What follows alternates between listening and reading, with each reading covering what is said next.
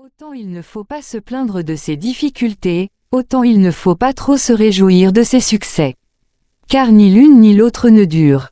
De Pierre Trépanier. La citation de Pierre Trépanier met en garde contre deux attitudes extrêmes face aux événements de la vie, se plaindre de ses difficultés et se réjouir de ses succès.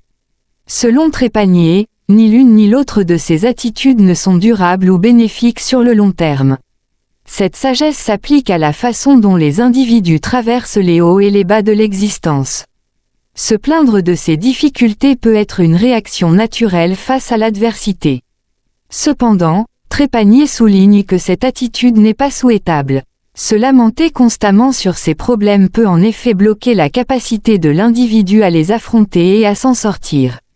La plainte perpétuelle devient alors un obstacle à la résolution des difficultés.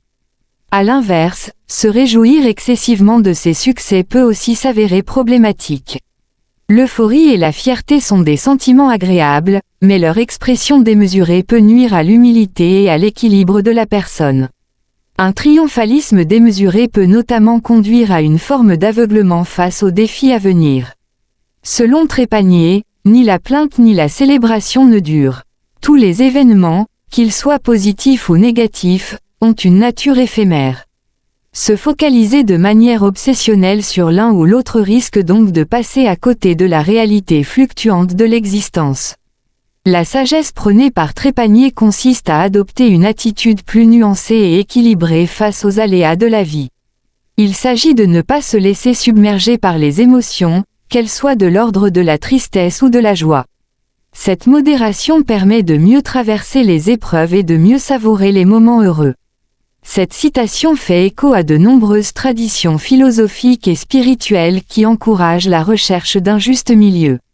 Aristote parlait ainsi de la vertu du milieu, Confucius prônait la voie du milieu, tandis que le bouddhisme met l'accent sur le noble sentier octuple. Au-delà de la sphère personnelle, cette sagesse de la modération peut également s'appliquer à la sphère professionnelle et sociale. En effet, savoir doser ses réactions face aux succès et aux échecs de sa carrière ou de ses projets est essentiel pour préserver son équilibre et sa capacité d'action. De même, dans les relations avec autrui, la capacité à ne pas trop se plaindre ni trop se vanter facilite la communication et la compréhension mutuelle. Une posture trop victimaire ou trop triomphante peut en effet nuire à la qualité des échanges et à la création de liens durables. Au-delà des relations interpersonnelles, la citation de Trépanier peut également s'appliquer à la sphère collective. Les sociétés qui savent éviter les excès de pessimisme ou d'optimisme sont souvent plus stables et résilientes face aux défis. Un juste équilibre entre lucidité et espoir favorise la mobilisation constructive des citoyens. En définitive, la sagesse prônée par Trépanier consiste à adopter une posture d'équilibre et de détachement face aux événements de la vie, qu'ils soient heureux ou malheureux.